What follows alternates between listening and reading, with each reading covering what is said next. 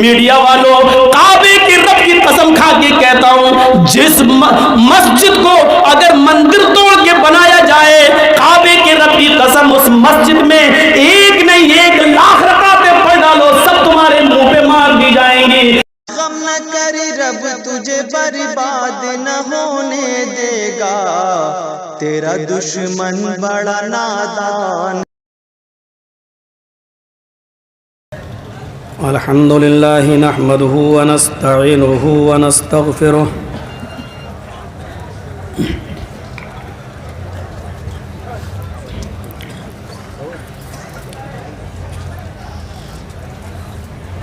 ونعوذ باللہ من شرور انفسنا ومن سیئات اعمالنا،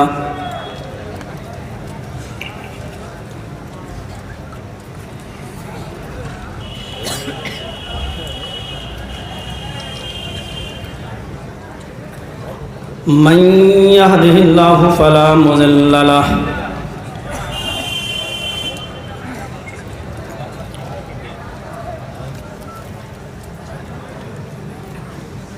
ومن يضلله فلا هادي له،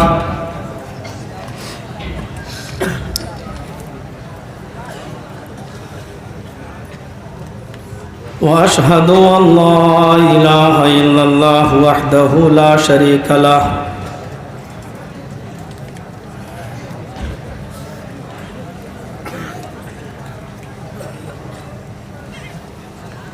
وأشهد أن محمدًا عبده ورسوله،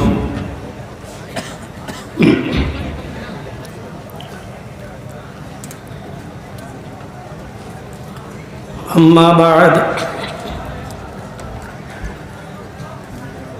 فإن خير الحديث كتاب الله،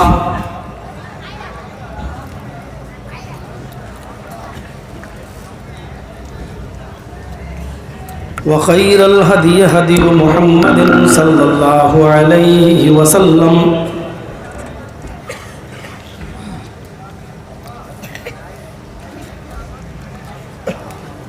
وشر الأمور محدثاتها وكل محدثة بدعة،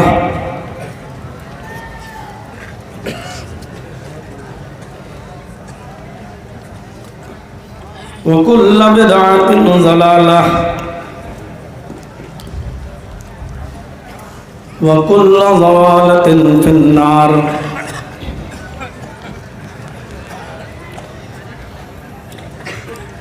أعوذ بالله من الشيطان الرجيم،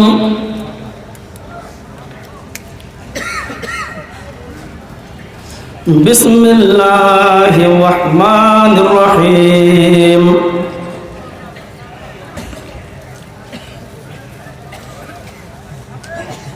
يا أيها النبي إنا أرسلناك شاهدا ومبشرا ونذيرا وداعيا إلى الله بإذنه وسراجا منيرا۔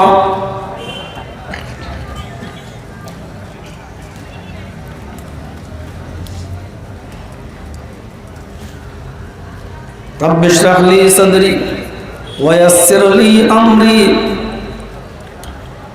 واحلل عقدة من لساني يفقهوا قولي۔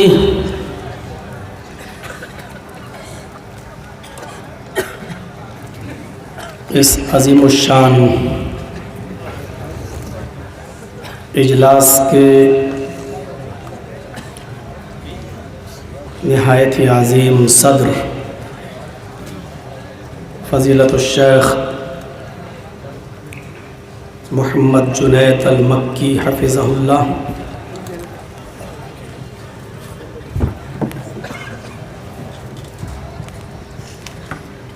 اسٹیج پر بیٹھے ہوئے ہمارے دیگر معقر و محترم علماء کرام اور علاقے کی باوقار اور معزز شخصیات، شہر بنارس بجرڈیہا اور اس کے اطراف و اکناف سے تشریف لائے ہوئے نہایت ہی معزز سامعین، قوم و ملت کے لائق بر نوجوانوں، مستقبل کے ہونہار عزیز بچوں، پردہ نشین اسلامی خواتین، پیاری ماں اور بہنوں، اس عظیم الشان اجلاس کی کامیابی کا سب سے بڑا سبب یہ ہے کہ اشتہار میں جتنے علماء مدعو تھے وہ سب یہاں اپنے وقت سے پہلے پہنچ چکے۔ امیر الہند اصغر علی امام مہدی حفظہ اللہ، باوجود اس کے کہ وہ کافی بیمار تھے اور کولکاتہ میں ہاسپٹل میں ڈاکٹر ان کو چھٹی نہیں دے رہا تھا، لیکن انہوں نے ضد کر کے شیخ جنید مکی کی دعوت پر حاضری دینے کو فوقیت دی، اور باوجود اس کے کہ وہ کافی بیمار تھے اس کے باوجود وہ یہاں پہنچے۔ حالانکہ صبح سے ان کی بھی یہاں پانی کی بوتلیں چڑھیں، دوا اور علاج ہوا، لیکن انہوں نے بھی اس اجلاس میں پہنچ کر زینت بخشی۔ مرکزی جمعیت اہل حدیث کے خازن جناب الحاج وکیل پرویز صاحب، جو واقعی اب سفر کرنے کے لائق نہیں رہے، کافی بیمار رہتے ہیں، وہ بھی اصغر علی امام مہدی حفظہ اللہ کے ساتھ یہاں پہنچے۔ ہمارے نہایت ہی بزرگوار اور جمعیت و جماعت کا بہت ہی زیادہ درد رکھنے والے الہ آباد سے نسو پہلوان جیسی شخصیت جو کافی بیمار رہتی ہے، اس کے باوجود اپنی گاڑی ریزرو کر کے وہ اس جلسے میں آئے اور آپ کے اسٹیج پر وہ جلوہ افروز ہیں۔ ہم دعا کرتے ہیں اللہ تبارک و تعالیٰ ان کو صحت کاملہ اور عاجلہ عطا فرمائے۔ جمعیت شبان المسلمین کے ماتحتی میں اور اس کی زیر نگرانی میں جب بھی کوئی کارکرم، کوئی بھی پروگرام ہوا، اللہ تبارک و تعالیٰ نے اس کو ہمیشہ کامیابی عطا فرمائی، اس میں کوئی شک نہیں۔ نیتیں صاف ہوں، ارادے نیک ہوں، اللہ رب العالمین برکت عطا فرماتا ہے۔ آج کی یہ رونق دیکھ کر یقیناً خوشی ہوتی ہے اور ہو رہی ہے۔ جمعیت شبان المسلمین کئی سالوں سے آپ کے علاقے میں کام کر رہی ہے، رفاہی فلاحی، آپ دیکھ رہے ہیں بنات کا لڑکیوں کا ایک عالی شان مدرسہ یہاں چل رہا ہے، بچیاں ہماری علم سے آراستہ و پیراستہ ہو رہی ہیں، ساتھ میں لڑکوں کا بھی ادارہ چل رہا ہے۔ شیخ جنید مکی حفظہ اللہ کی سعادت سے ایک ہاسپٹل بھی یہاں قائم ہو چکا ہے۔ ہندوستان کے اندر بہت سی جگہوں پر مسجدوں کا ایک جال بھی بچھایا ہے، مدارس بھی آپ نے وہاں بنوائے ہیں۔ میری یہ دعا ہے اللہ تبارک و تعالیٰ سے کہ بار الہ شیخ جنید مکی حفظہ اللہ کو ہمت دے، حوصلہ دے اور ان کے کاموں کو قبول فرمائے۔ اور اس سے بڑی بات یہ ہے کہ جب کوئی آدمی اونچائی پر جاتا ہے اور ترقی کرتا ہے تو حاسدین بہت ہوتے ہیں۔ اللہ رب العالمین آپ کو حاسدین کے حسد سے بچائے اور نظر بد سے محفوظ رکھے۔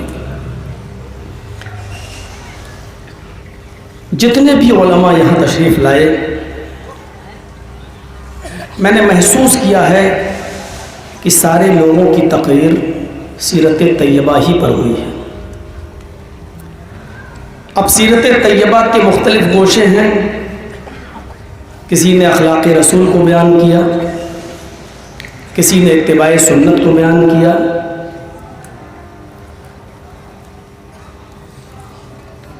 میں بھی جہاں روم پر آرام کر رہا تھا تو اپنا ذہن بنا رہا تھا کہ بنارس بڑا حساس علاقہ ہے، اور خاص طور پر میرے لیے تو ہے ہی۔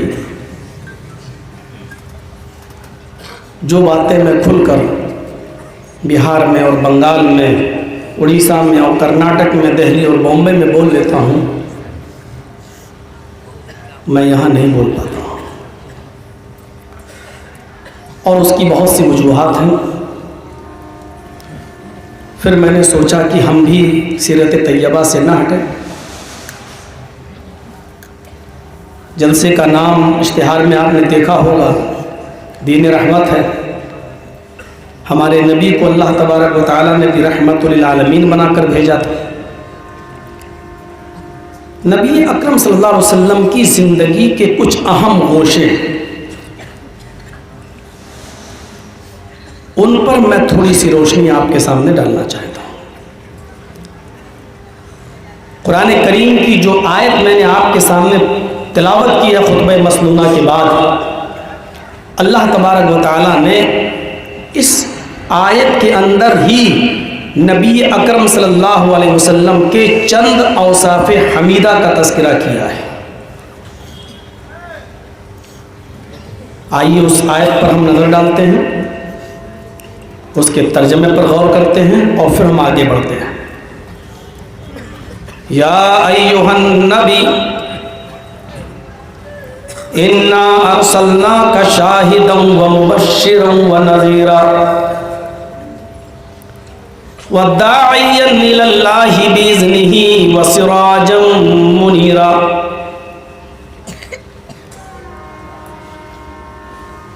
اے میرے نبی،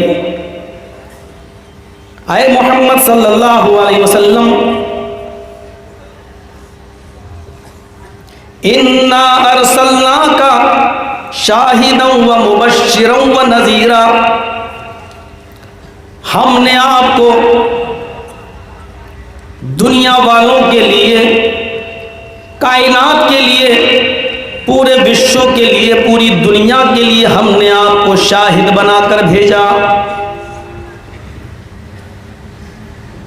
ومبشرا، اور ہم نے آپ کو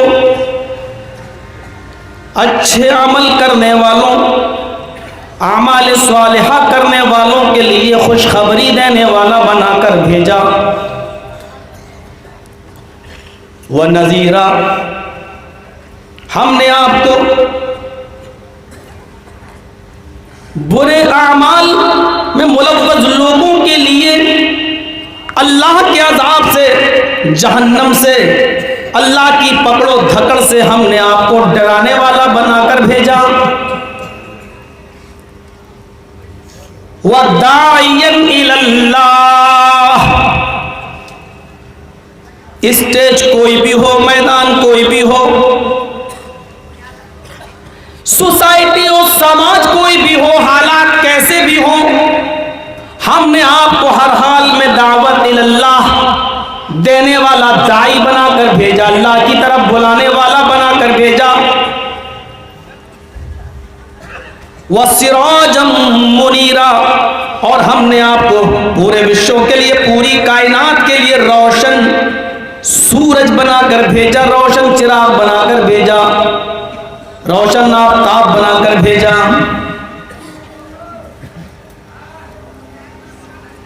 اس آیت کے اندر نبی اکرم کی 5 خوبیوں کا ذکر کیا گیا ہے۔ پہلے ہم انہی پر چلتے ہیں، ضرورت پڑی تو اور وقت نے ساتھ دیا تو ہم اور تھوڑا سا کچھ اور لے لیں۔ ان 5 چیزوں پر نظر ڈالیے۔ اے محمد صلی اللہ علیہ وسلم، ہم نے آپ کو وشو کے لیے، دنیا کے لیے، پوری کائنات کے لیے گواہ بنا کر بھیجا، گواہی دینے والا۔ یہاں سے ہمارے کچھ لوگ، کچھ بھائی دوسرا تھوڑا سا شوشہ نکالنے کی کوشش کرتے ہیں۔ جب نبی اکرم پوری دنیا کے لیے گواہی دینے والے بنا کر بھیجے بھیجے گئے، تو اس کا مطلب یہ ہے کہ آپ گواہی کون دیتا ہے؟ جو موقع واردات پہ موجود ہو۔ ایک قتل ہوا، گواہ وہ گواہی دیتا ہے کہ میں نے اپنی آنکھ سے دیکھا ہے۔ دیکھا ہے؟ ہاں دیکھا ہے، موقع واردات پہ موجود تھے۔ اس آیت سے وہ یہ نکالنے کی کوشش کرتے ہیں کہ نبی اکرم صلی اللہ علیہ وسلم جب سے دنیا بنی ہے تب سے لے کر قیامت کی صبح تک موجود تھے، ہیں اور رہیں گے، اور اگر موجود نہیں، حاضر و ناظر نہیں، تو گواہی کیسے دیں؟ قرآن کریم کی ایک دوسری آیت نے اس کو کلیئر کر دیا ہے۔ گواہ کا یہ مطلب نہیں ہے وَجَعَلْنَاكُمْ أُمَّةً وَسَطًا لِتَكُونُوا شُهَدَاءَ عَلَى النَّاسِ وَيَكُونَ الرَّسُولُ عَلَيْكُمْ شَهِيدًا۔ اور اے امت محمد، اے امت محمدیہ، ہم نے تمہیں امت وسط میں پیدا کیا، امت وسط میں ہم نے تمہیں بنایا۔ وَجَعَلْنَاكُمْ أُمَّةً وَسَطًا، امت وسط بنایا تاکہ تم لوگوں پر گواہ ہو جاؤ۔ لِتَكُونُوا عَلَى النَّاسِ شُهَدَاءَ عَلَى النَّاسِ، تاکہ تم لوگوں کے اوپر گواہ ہو جاؤ۔ ساری دنیا کے لوگوں پر امت محمد گواہ کیسے ہو سکتی ہے؟ آپ بتائیے تو۔ امت محمد سے پہلے عیسیٰ کی امت تھی، موسیٰ کی امت تھی، نوح کی امت تھی، ابراہیم کی امت تھی۔ اللہ تعالیٰ تو یہاں پر امت محمدیہ کو تمام لوگوں پر گواہی دینے والا بتا رہا ہے، یہ تمام لوگوں کی گواہی دے گی۔ امت محمدیہ تو محمد رسول اللہ کے بعد جب آئی ہے تو یہ قوم نوح کی گواہی کیسے دے گی؟ ابراہیم علیہ السلام کے زمانے میں تو امت محمد تھی نہیں، پھر گواہی کیسے دے گی؟ اس آیت کے سبب ورود اور شان نزول پر جائیے تو آپ کو پتہ چلے گا کہ اللہ تبارک و تعالیٰ جب قیامت کے دن حضرت نوح سے کہے گا، اے نوح، ہم نے تمہارے درمیان جو پیغمبر بھیجے تھے انہوں نے تم تک ہماری دعوت کو پہنچایا یا نہ پہنچایا؟ قوم نوح منع کر دے گی کہ اللہ ہمارے پاس کوئی ڈرانے والا نہیں آیا تھا۔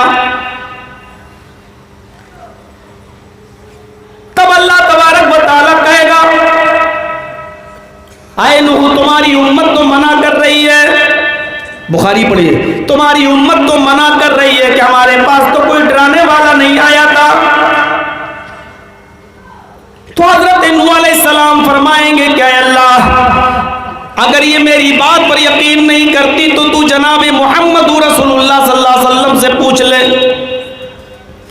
محمد رسول اللہ صلی اللہ علیہ وسلم گواہی دیں گے کہ نوح علیہ السلام نے اپنی قوم کو، اپنی امت کو پوری کی پوری حق بات پہنچا دی تھی۔ امت نوح، قوم نوح یہ جھوٹ بول رہی ہے۔ اس پر قوم نوح اعتراض کرے گی کہ اے میرے پروردگار، ہم محمد رسول اللہ کی بات کیسے مان لیں؟ یہ تو نوح کے بہت بعد میں آئے، یہ کیسے نوح کی گواہی دے سکتے ہیں کہ نوح ہمارے پاس آئے تھے یا نہیں آئے تھے؟ اس پر اللہ کے نبی صلی اللہ علیہ وسلم فرمائیں گے کہ اے اللہ، تو نے ہمیں جو قرآن دیا تھا، تو نے ہمیں جو کتاب دی تھی، جو قرآن دیا تھا، اس قرآن میں تو نے ہمیں بتایا تھا، اور تو ہر چیز کا علم رکھتا ہے۔ اس قرآن نے ہمیں بتایا کہ نوح علیہ السلام نے اپنی امت کو، اور ہر نبی نے اپنی امت میں پوری دعوت و تبلیغ کا فریضہ انجام دیا۔ نبی اکرم صلی اللہ علیہ وسلم کی اس گواہی پر امت محمدیہ بھی گواہی دے گی۔ ہاں، ہماری کتاب میں قرآن کے اندر یہ موجود تھا کہ ہر نبی نے اپنی امت کے اندر دعوت پیش کی ہے۔ آج یہ لوگ جھوٹ بول رہے ہیں، یہی بات کہی گئی، لِتَكُونُوا شُهَدَاءَ عَلَى النَّاسِ، اے امت محمدیہ، ہم نے تمہیں امت وسط میں بیچ میں بنایا ہے تاکہ تم لوگوں پر گواہی دو۔ وَيَكُونَ الرَّسُولُ عَلَيْكُمْ شَهِيدًا، اور محمد رسول اللہ تمہارے اوپر گواہ بن جائیں کہ ہاں، میری امت بالکل ٹھیک کہہ رہی ہے، میری امت کے پاس جو قرآن تھا، جو ہم نے دیا تھا، ہم نے اپنی امت کو بتایا تھا کہ نوح علیہ السلام نے بھی، ابراہیم نے بھی، یحییٰ نے بھی، زکریا نے بھی, موسیٰ نے بھی, عیسیٰ نے بھی, سارے نبیوں نے اپنی اپنی دعوت پوری کی, انہوں نے کوئی خیانت نہیں کی. میرے پیارے ساتھیوں, پتہ یہ بھی چلا کہ موقع واردات پہ موجود ہونا ضروری نہیں ہے.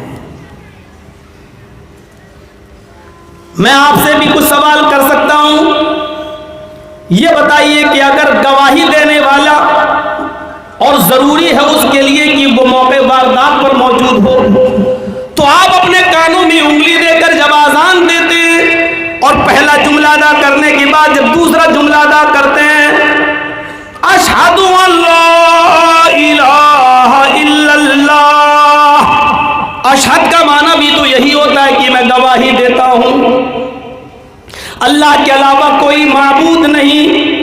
آپ گواہی دینے والے ہیں اور آپ اس بات کی گواہی دے رہے ہیں کہ اللہ کے علاوہ کوئی معبود نہیں. اب میں آپ سے یہ سوال کرنا چاہتا ہوں, کیا آپ موقع واردات پہ موجود ہیں؟ کیا آپ نے اللہ تعالیٰ کو دیکھا ہے؟ کیا آپ اللہ تبارک و تعالیٰ سے ملے ہیں؟ کیا آپ نے اللہ تبارک و تعالیٰ سے ملاقات کی ہے؟ اور جب آپ اللہ سے ملے نہیں, اللہ کو دیکھا نہیں, اللہ سے ملاقات نہیں ہوئی, تو پھر آپ گواہی کیسے دے رہے ہیں؟ چلیے اس سے بھی 2 قدم آگے بڑھیے. اب آپ ایک اور گواہی دے رہے ہیں, اشہد ان محمد رسول اللہ, میں گواہی دیتا ہوں کہ محمد اللہ کے رسول ہیں صلی اللہ علیہ وسلم. موقع واردات میں جب گواہ کا ہونا ضروری ہے تو مجھے آپ بتائیے, کیا آپ نے جناب محمد رسول اللہ کو دیکھا ہے؟ کیا آپ نے جناب محمد رسول اللہ سے ملاقات کی ہے؟ کیا آپ ان کو جانتے ہیں؟ میرے پیارے ساتھیوں, نہیں, لیکن آپ گواہی دے رہے ہیں اور آپ کی اس گواہی کو قبول بھی کیا جا رہا ہے. آج بھی اگر کوئی نان مومن, کوئی غیر مسلم اگر اسلام لانا چاہے تو اس کو بھی اس بات کی گواہی دینا پڑے گی, اشہد ان لا الہ الا اللہ و اشہد ان محمدًا عبدہ و رسولہ. حالانکہ اس نے اللہ کو نہیں دیکھا, اس نے جناب محمد رسول اللہ کو نہیں دیکھا. تو میرے پیارے ساتھیوں, دلائل کافی ہوتے ہیں, ثبوت کافی ہوتا ہے.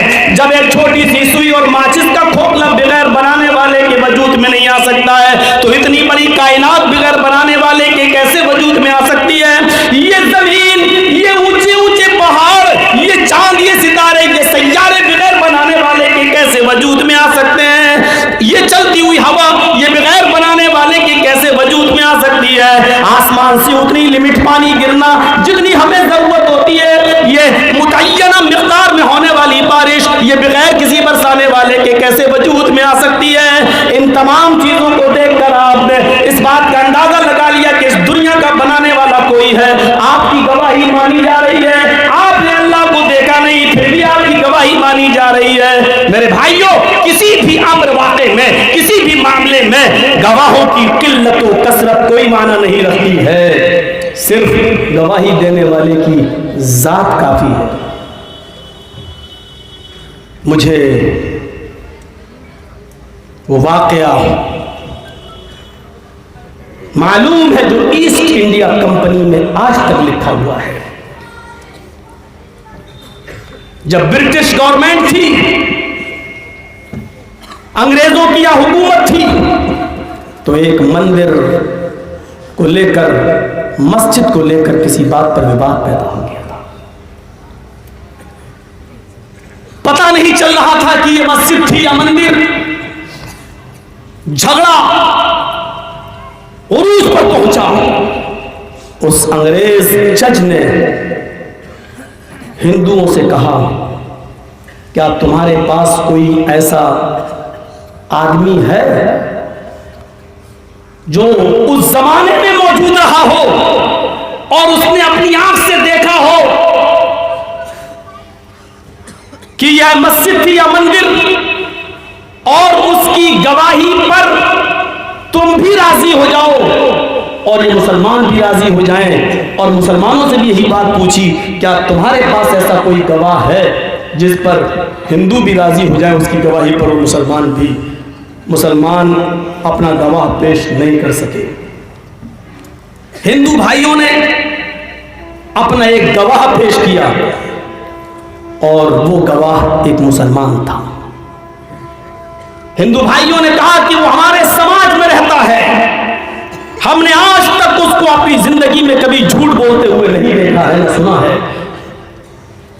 जज साहब, वो मुसलमान आपकी अदालत में आकर अगर गवाही दे देगा, अगर वो ये भी कह देगा कि यहां पहले मस्जिद थी, तो मंदिर से हम अपना दावा वापस ले लेंगे।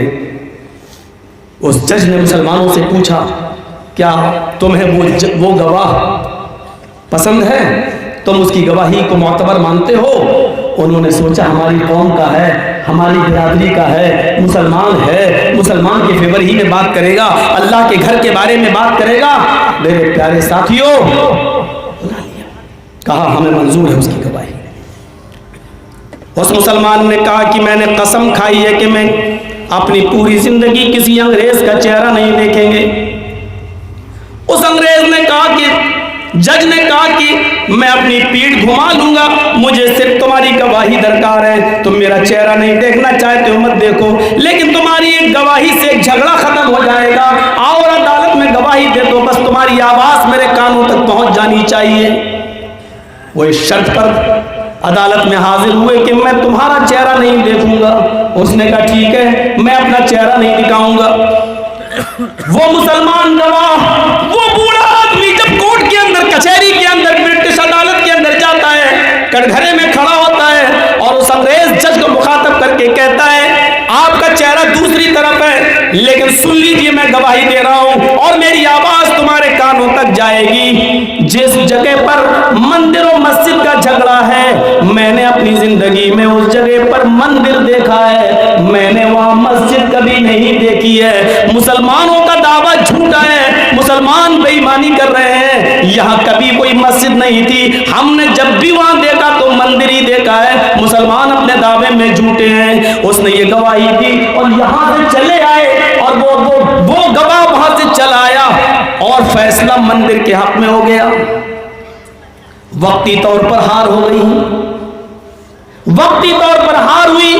जज ने फैसला मंदिर के हक में कर दिया, लेकिन उस एक मुसलमान की सच्ची गवाही ने न जाने कितने गैर मुस्लिमों के दिलों की दुनिया बदल दी। और 10-20 नहीं, उनकी इस गवाही के बाद सैकड़ों गैर मुस्लिम इस्लाम का कलमा पढ़ लेते हैं, इस्लाम का के दाई बन जाते हैं, इस्लाम का कलमा पढ़ लेते हैं। मेरे प्यारे साथियों, किसी भी मामले में गवाहों की किल्लत और कसरत कोई मायना नहीं रखती है, शख्सियत देखी जाती है। जो गवाही दे रहा है उसका भरम कितना है, गवाही देने वाला अपने समाज में मोतबर कितना है, अपने समाज के अंदर, अपनी सोसाइटी के अंदर इसकी इज्जत कितनी है। मेरे प्यारे साथियों, यहां मोहम्मद रसूलुल्लाह को जो गवाह बनाया जा रहा है, माफ कीजिएगा, आपकी गवाही जन्नत के ताल्लुक से है, जहन्नम के ताल्लुक से है, हश्र और नश्र के ताल्लुक से है, कयामत के ताल्लुक से है, फरिश्तों के ताल्लुक से है कि लोगों, जिसने अपनी पूरी 23 साल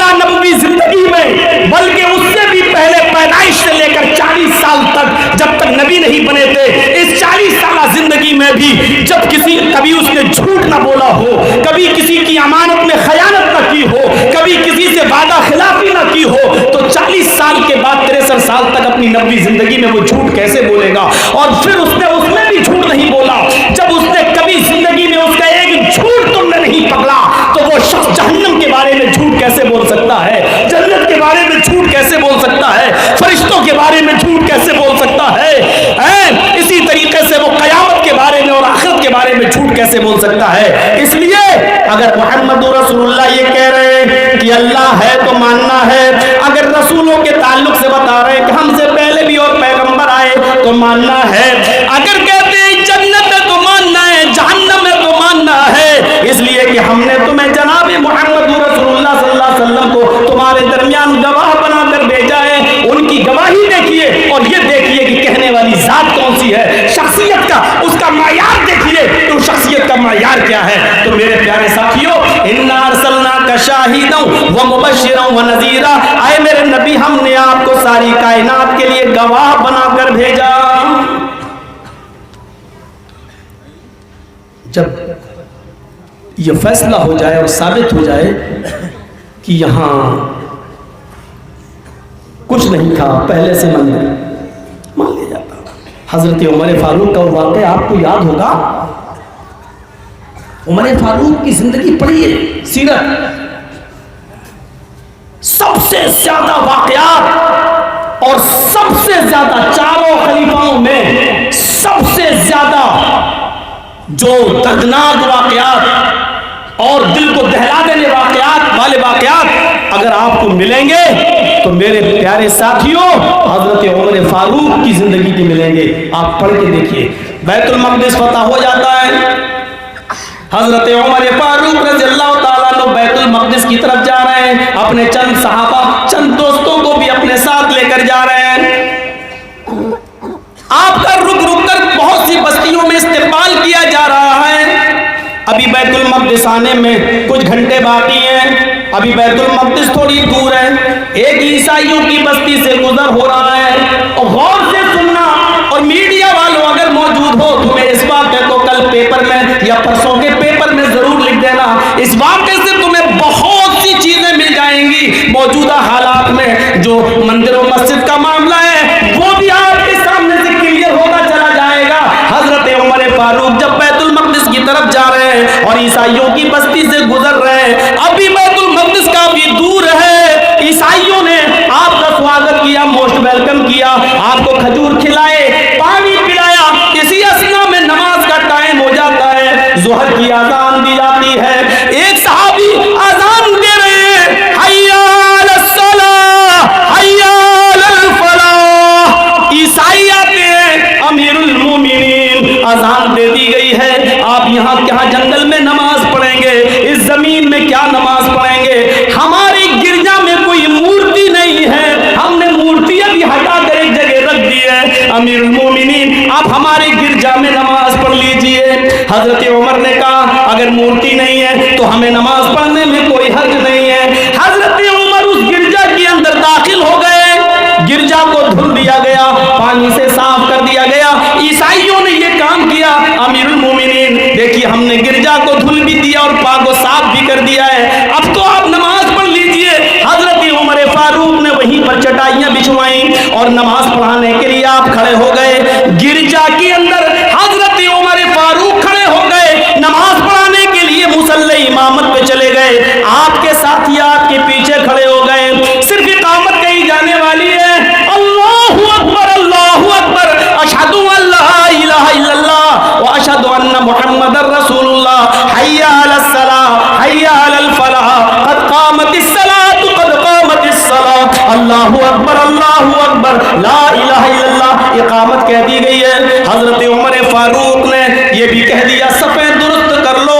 پھر جیسی قبلے کی طرف چہرہ کرتے ہیں, اللہ اکبر کہنے والے ہیں, اچانک ان کے مائنڈ میں, ان کے ذہن میں کوئی خیال آیا. انہوں نے کہا یہ چٹائیاں اٹھاؤ. آئے میرے ساتھیوں, یہ چٹائیاں اٹھاؤ اور باہر نکلو. وہ چٹائیاں لے کر باہر نکل آئے. باہر چٹائیاں بچھا دی گئی, جنگل میں چٹائیاں بچھا دی گئی. حضرت عمر فاروق نے بھی اپنا مسلح جنگل میں باہر گرجا کے باہر بچھایا, اور وہیں پر آپ نے 2 رکعت نماز ادا کی. سفر میں تھے, 2 رکعت نماز ادا کی. 2 رکعت آپ کے صحابہ نے نماز پڑھ لی آپ کے پیچھے.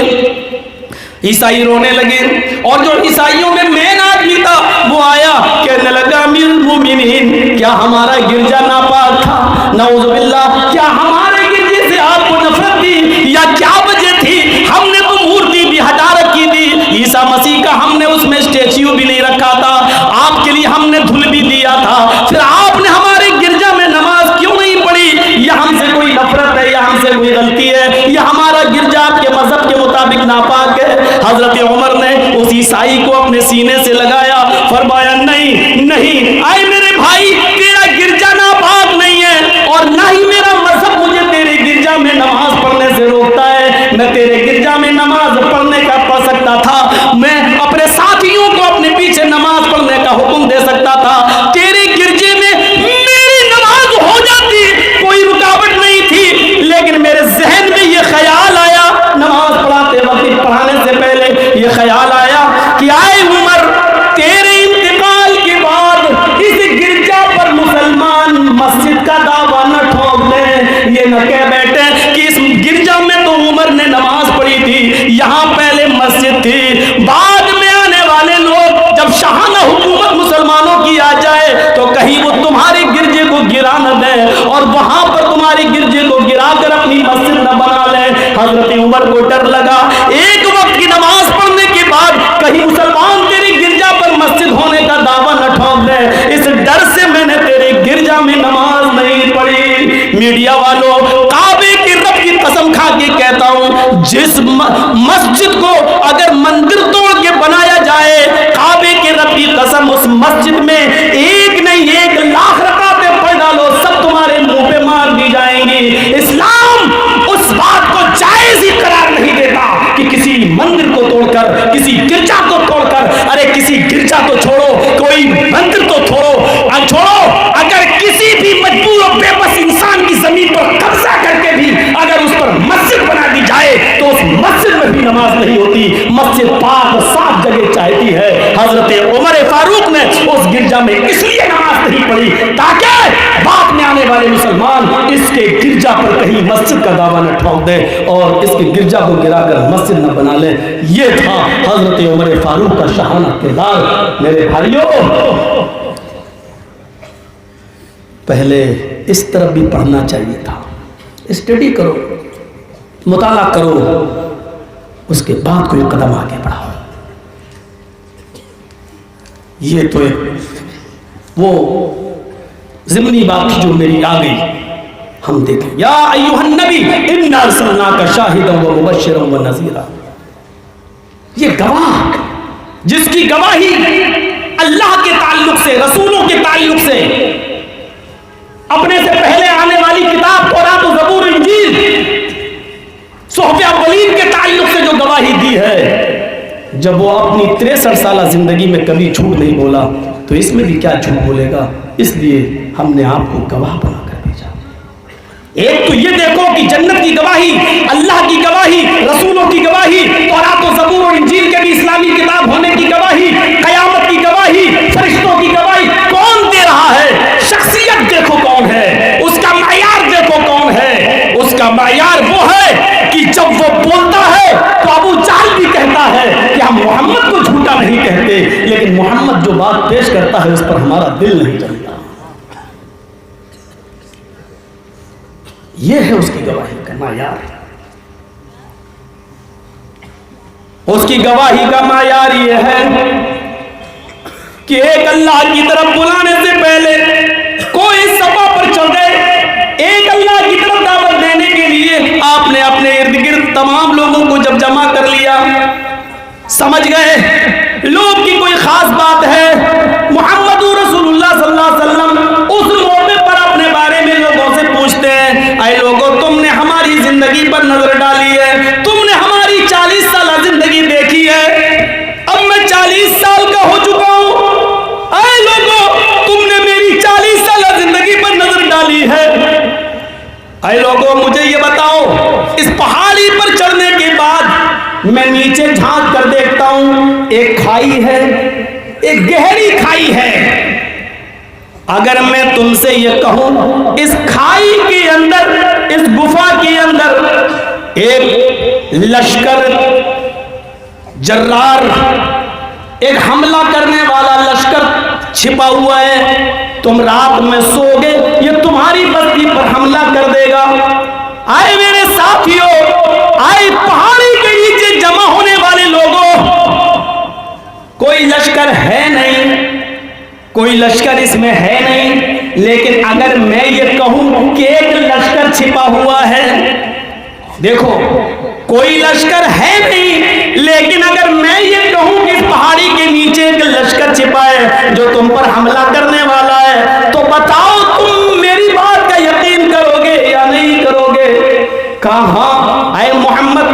اس وقت آپ رسول اللہ، لوگ آپ کو نہیں جانتے تھے، کہنے لگے اے محمد ابن عبداللہ ہم تو فوراً آپ کی بات کا یقین کر لیں گے، لشکر ہو یا نہ ہو، لیکن آپ اگر کہہ رہے ہیں کہ ایک لشکر چھپا ہے تو ہم آپ کی بات کا یقین کر لیں گے اور اس لشکر سے بچنے کے انتظام کرنا شروع کر دیں گے۔ آپ نے پوچھا اے کوئی سبا کی، اے اس پہاڑی کے نیچے جمع ہونے والے لوگوں میری بات پر اتنا بھروسہ کیوں، میری بات پر اتنا اعتبار کیوں؟ ان لوگوں کا جواب تھا قالوا ما جربنا الا صدقا، اے محمد ہم نے آپ کی 40 سالہ زندگی میں آپ کو کبھی جھوٹ بولتے ہوئے نہیں دیکھا، کبھی ہم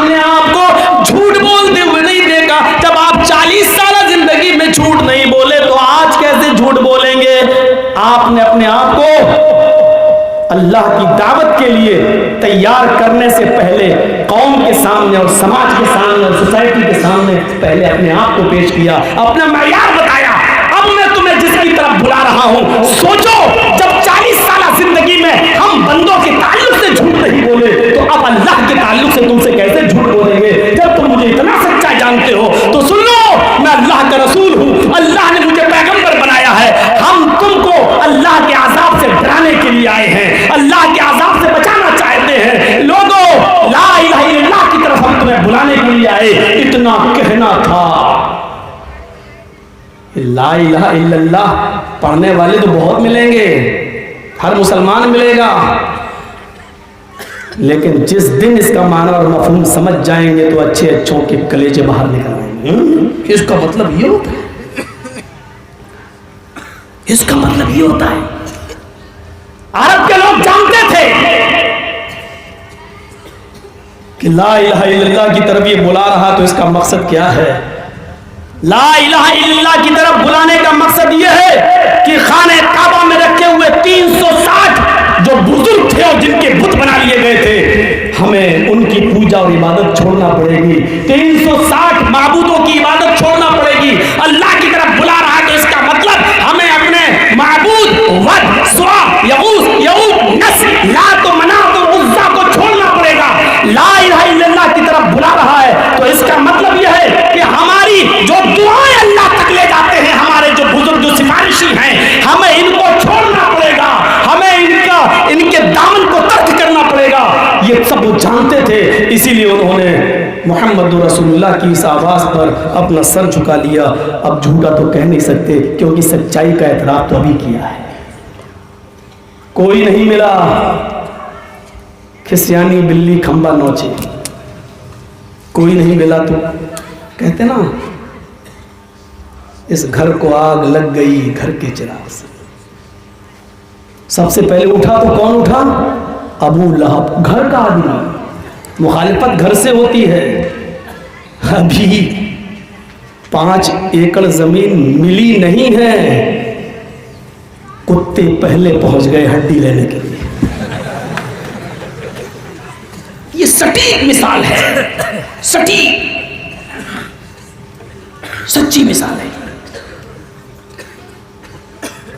ادھر بھی مخالفت گھر سے ہوئی، ادھر بھی مخالفت گھر سے ہوئی۔ اس گھر کو آگ لگ گئی گھر کے چراغ سے۔ میرے پیارے ساتھیوں سے آپ تصور کرو، محمد رسول اللہ صلی اللہ علیہ وسلم کے بارے میں جو سب سے بڑا جملہ بولا گیا وہ کیا تھا؟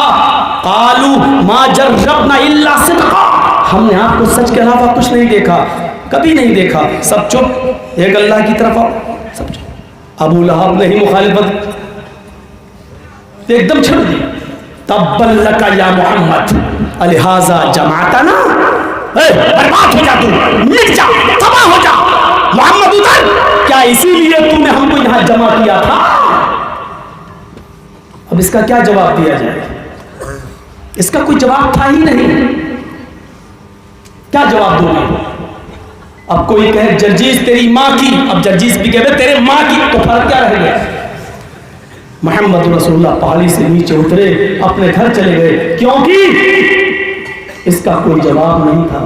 محمد ضرور خاموش رہے، لیکن محمد کا رب خاموش نہیں رہا۔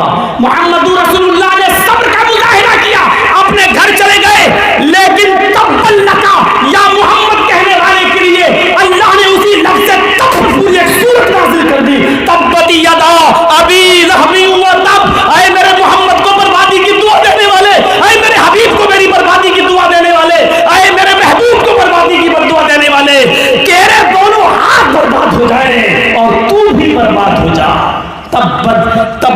تبت یدا ابی لہب، تو بھی، تیرے دونوں ہاتھ برباد ہو جائیں اور ابو لہب بھی برباد ہو جائے۔ اور قیامت کی صبح تک ساری دنیا کا مسلمان ابو لہب پر یہ سورت پڑھ کر بد دعا بھیجتا رہے گا۔ یہ آیت ہمیں یہ بھی بتاتی ہے جہاں جواب ہم نہ دے سکیں، خاموش رہیں، وہاں پھر دفاع اللہ کرتا ہے، وہاں پھر दिफा अल्लाह करता है। या अय्युहन नबी इन्ना अरसलनाका शाहिदन व मुबश्शिरन व नज़ीरा, आए मेरे नबी हमने आपको गवाह बनाकर भेजा है। गवाह, वो गवाह इस बुलंदी के साथ उठा कि उसने जब गवाही दी कि अल्लाह है, जन्नत है, जहन्नम है, फरिश्ते हैं, कयामत आएगी, वो उठा तो उसकी गवाही पर आज मेरे भाइयों से भारती के अंदर 30 से 35 करोड़ लोग उसकी गवाही पर गवाह बन गए। जो कहते हैं मुसलमान हिंदुस्तान में 20 करोड़ हैं, 22 करोड़ हैं, वो झूठे हैं मेरे भाइयों, तुम्हारी जनगणना झूठी है। मुसलमान 30, 32 से 35 के लपेटे में हैं, 35 करोड़ के आसपास हैं। आज हिंदुस्तानी के अंदर मोहम्मद रसूलुल्लाह उस गवाह की गवाही पर आज भारती का, इस हिंदुस्तान का 35 करोड़ मुसलमान भी गवाही देने वाला बन गया।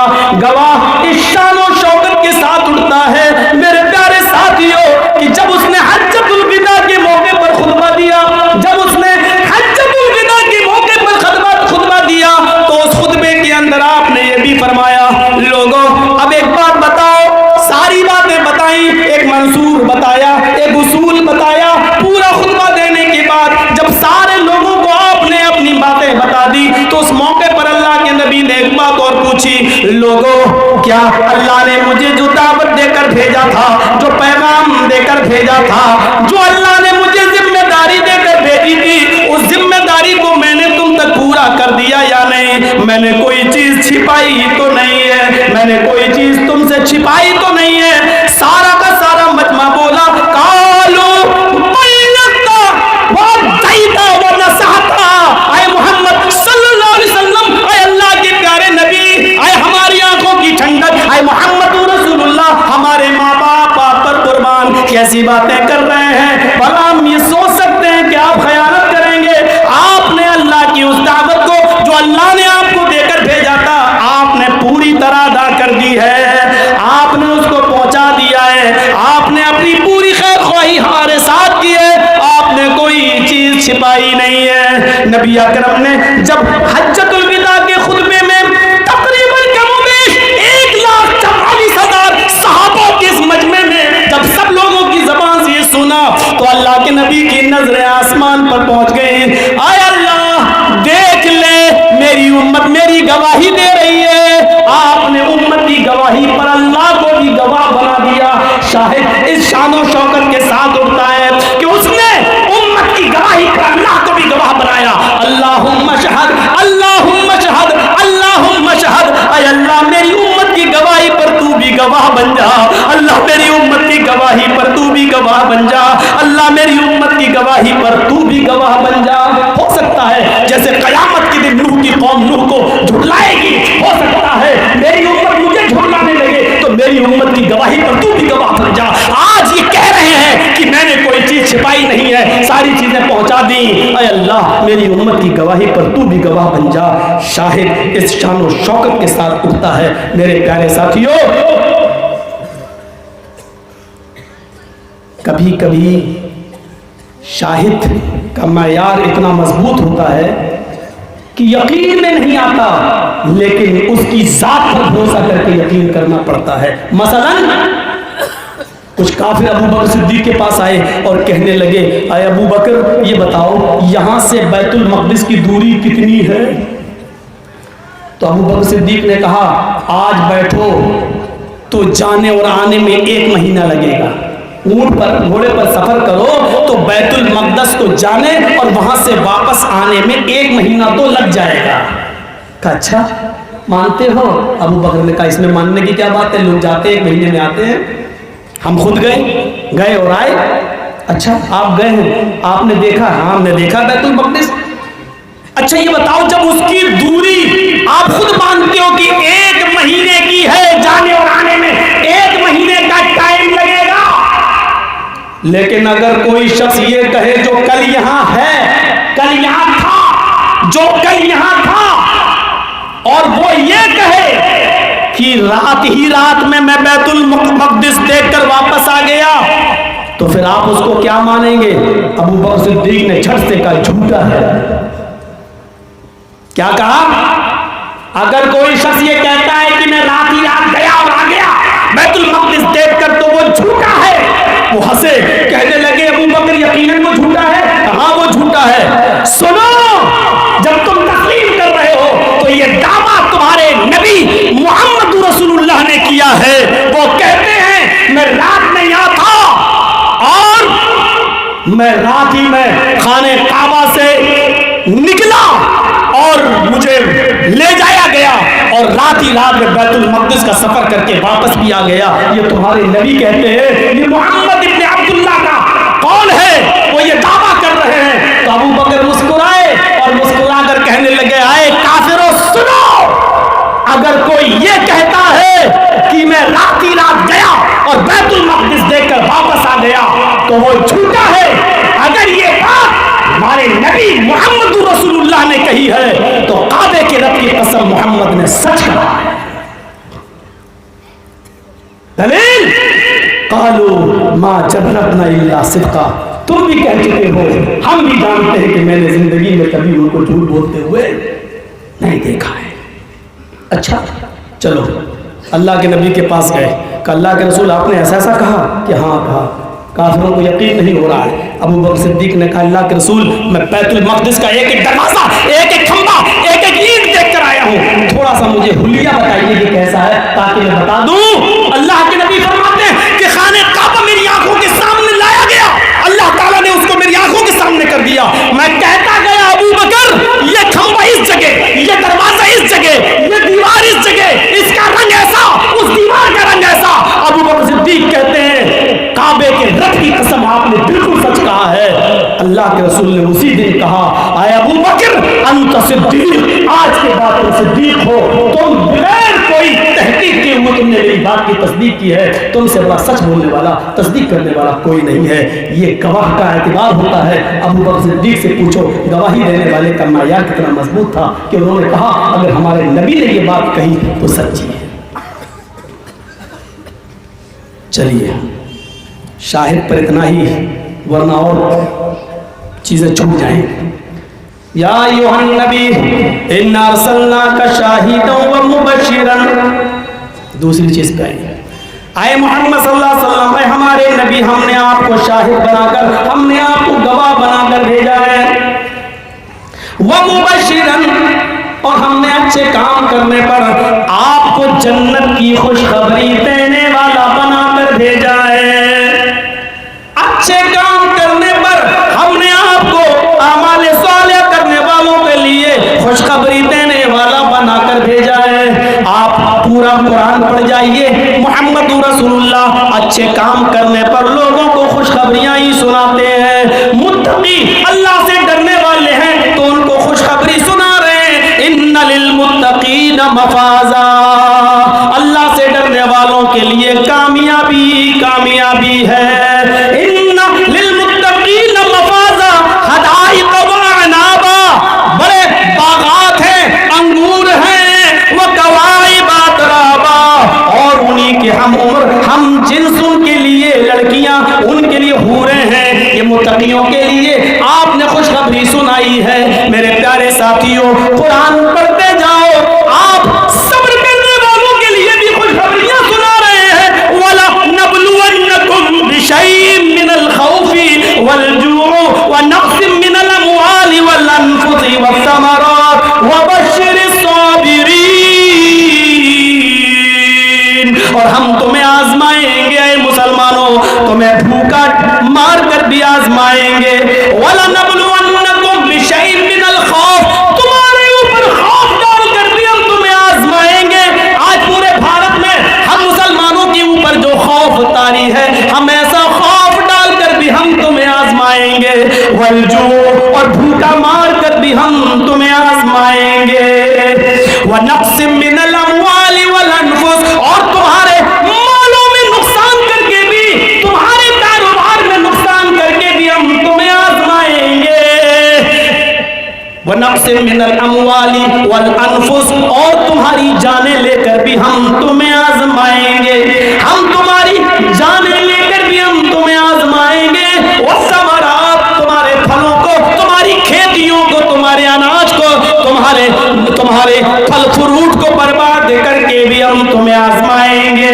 ऐ मेरे हबीब, ऐ मेरे नबी, इन तमाम मुसीबतों में मेरे जो बंदे सब्र कर ले, मेरे जो बंदे सब्र कर ले, उनको जन्नत की बशारत सुना दो, उनको जन्नत की खुशखबरी सुना दो। मुहम्मदुर रसूलुल्लाह सल्लल्लाहु अलैहि वसल्लम माने सालिया पर लोगों को खुशखबरी सुना रहे हैं, लोगों को जन्नत में जाने की बशारत दे रहे हैं। कभी आप खुशखबरी यूं सुनाते हैं, मन क़ाला ला इलाहा इल्लल्लाह दखलल जन्नह, जो अपनी ज़बान से ला इलाहा इल्लल्लाह कहेगा वो जन्नत में दाखिल होगा। फिर आप शर्त लगा रहे हैं, मन क़ाला ला इलाहा इल्लल्लाह सिद्क़न लिल क़ल्बि दखलल जन्नह, जो ला इलाहा इल्लल्लाह कहेगा और वो सच्चे दिल से कहेगा, यानी इसके लवाजिमात को पूरा करेगा, तो वो जन्नत के अंदर जाएगा। तो कभी आप यूं खुशखबरी सुना रहे हैं कि मम्माता ला युशरिक बिल्लाहि दखलल जन्नह, जो दुनिया में मरा और इस हाल में मरा कि वो अल्लाह के साथ किसी को शरीक नहीं करता था, तो वो जन्नत के अंदर जाएगा, वो जन्नत के अंदर दाखिल होगा। कहीं मेरे भाइयों इमाम कायनात उठते हैं तो लोगों को इस तरीके से खुशखबरी सुनाते हैं, मन काना आखिरु कलामिही ला इलाहा इल्लल्लाह दखलल जन्नह, जिसने मरने से पहले आखिरी जुमला अपनी जबान से ला इलाहा इल्लल्लाह निकाला वो जन्नत के अंदर दाखिल होगा, वो जन्नत के अंदर दाखिल होगा। वो इमाम कायनात कभी खुशखबरी सुनाते हैं तो इस तरीके से खुशखबरी सुनाते हैं कि मन मा मिनकुम मिन अहदिन यतवज़्ज़उ फयुहसिनुल वुज़ू, तुम लोगों में से जिसने वुज़ू बनाया और अच्छी तरीके से वुज़ू बनाया, वुज़ू को वुज़ू के तरीके से बनाया, और वुज़ू बनाने के बाद, वुज़ू के बाद फारिग होने के बाद मक़ाल अशहदु अल्ला इलाहा इल्लल्लाह, और उसने ये दुआ पढ़ ली अशहदु अल्ला इलाहा इल्लल्लाह व अशहदु अन्ना मुहम्मदन अब्दुहु व रसूलुहु। मुस्लिम के अल्फाज हैं, अल्लाह के नबी फरमाते हैं इल्ला फुतिहत लहु अब्वाबुल जन्नति समानिया, उसके लिए जन्नत के 8 दरवाजे खोल दिए जाते हैं, उसके लिए जन्नत के 8 दरवाजे खोल दिए जाते हैं। ये खुशखबरी सुना रहे हैं आमाले सालिहा पर। आए मेरे हबीब, हमने आपको गवाह बनाकर भेजा, हमने आपको खुशखबरी देने वाला बनाकर भेजा। किस तरीके से खुशखबरी दी जा रही है हमने, देखिए कहीं कहते हैं कि जिसने मुअज्जिन के अज़ान को दोहराया, कलमात को दोहराया, इज़ा क़ालल इमामु अल्लाहु अकबर फ़क़ूलू अल्लाहु अकबर, जब इमाम कहे अल्लाहु अकबर तो तुम भी कहो अल्लाहु अकबर। बुखारी के सफ़हात पर ये मंजर देखो, अगर इमाम कहे अशहदु अल्ला इलाहा इल्लल्लाह फ़क़ूलू अशहदु अल्ला इलाहा इल्लल्लाह, तो तुम भी कहो अशहदु अल्ला इलाहा इल्लल्लाह। जब इमाम कहे अशहदु अन्ना मुहम्मदर रसूलुल्लाह फ़क़ूलू अशहदु अन्ना मुहम्मदर रसूलुल्लाह, तो तुम भी कहो अशहदु अन्ना मुहम्मदर रसूलुल्लाह। इज़ा क़ालल मुअज्जिन, इज़ा क़ालल मुअज्जिन, जब तुम्हारा मुअज्जिन कहे हय्या अलस सलाह फ़क़ूलू ला हौला वला कुव्वता इल्ला बिल्लाह, जब वो कहे हय्या अलस सलाह तो तुम कहो ला हौला वला कुव्वता इल्ला बिल्लाह। जब तुम्हारा मुअज्जिन कहे इज़ा क़ालल मुअज्जिन हय्या अलल फलाह, जब मुअज्जिन कहे हय्या अलल फलाह तो तुम कहो ला हौला वला कुव्वता इल्ला बिल्लाह। जब तुम्हारा मुअज्जिन कहे अल्लाहु अकबर तो तुम भी कहो अल्लाहु अकबर।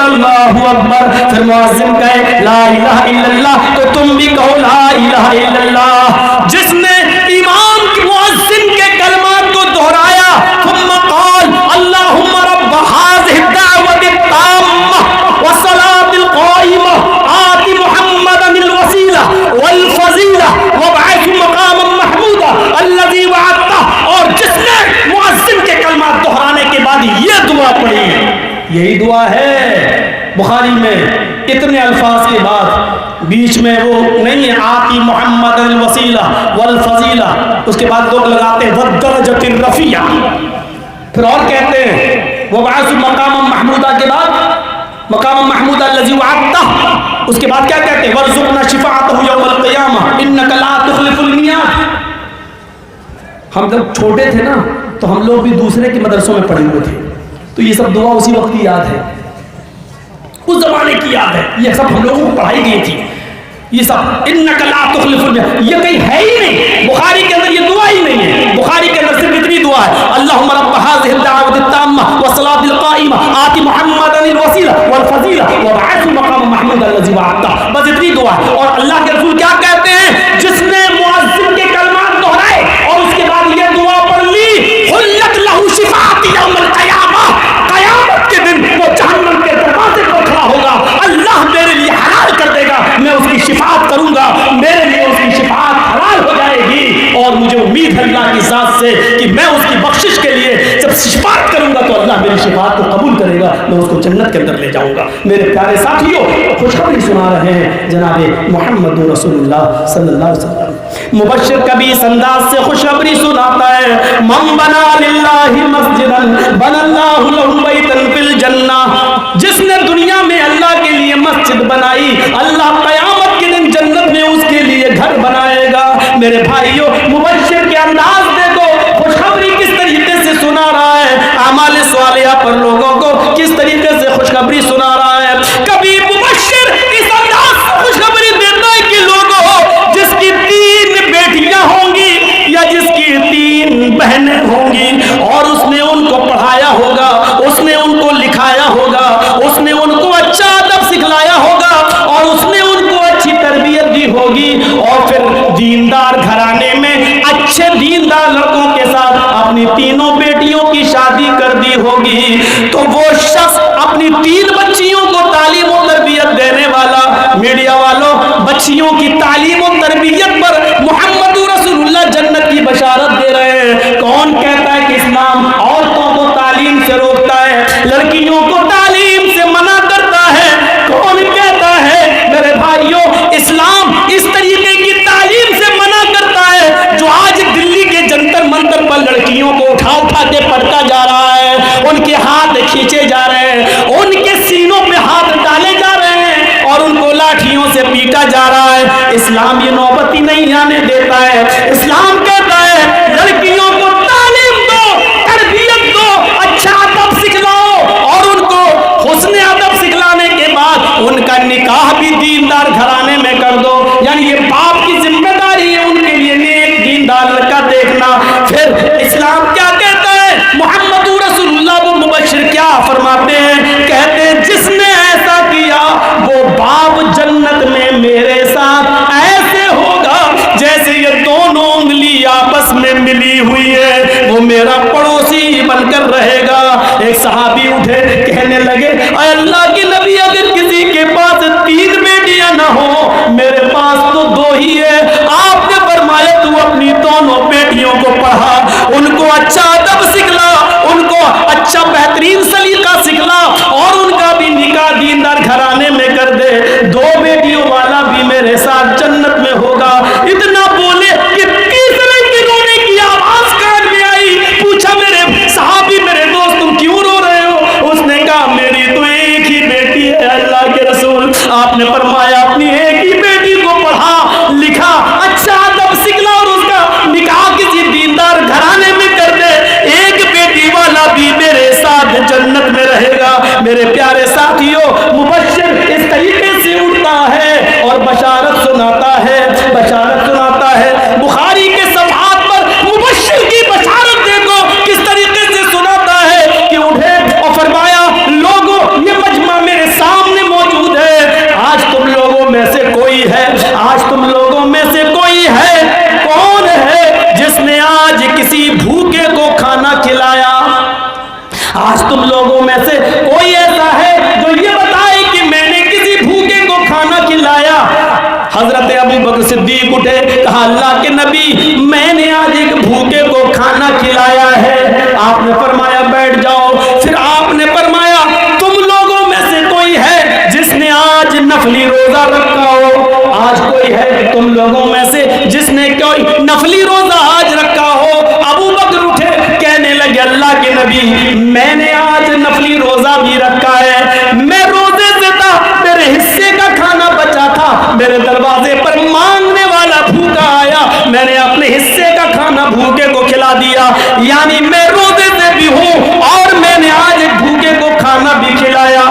آپ نے کہا ابو بکر بیٹھ جاؤ، لوگوں کوئی اور ہے اٹھے اور بتائے، تم لوگوں میں سے کوئی اور ہے، کوئی ایسا بھی ہے جس نے آج کسی مریض کی عیادت کی ہو، اس کے گاؤں میں، اس کے قبیلے میں، اس کے خاندان میں کوئی بیمار رہا ہو؟ اللہ کے نبی صلی اللہ علیہ وسلم نے جو یہ پوچھا، ایک صحابہ ابو بکر اٹھے، کہا اللہ کے نبی میں نے اپنے قبیلے میں جا کر ایک آدمی کی عیادت بھی کی ہے، اس آدمی کی بیماری میں اس کو دیکھنے کے لیے گیا ہوں۔ فرمایا ابو بکر 3 نیکیاں تمہارے ساتھ ایک ہی دن میں جمع ہو گئی، بیٹھ جاؤ۔ پھر آپ نے چوتھا اور آخری سوال کیا، تم لوگوں میں سے کوئی ہے جو آج کسی جنازے کے پیچھے چلا ہو اور قبرستان تک گیا ہو، مٹی تک دینے میں اس کا ساتھ دیا ہو، نماز جنازہ سے لے کر آخر تک اس کا ساتھ رہا ہو؟ ابو بکر اٹھے، کہا اللہ کے نبی میرے قبیلے میں ایک انتقال ہو گیا تھا، میں نے اس کو غسل بھی دیا،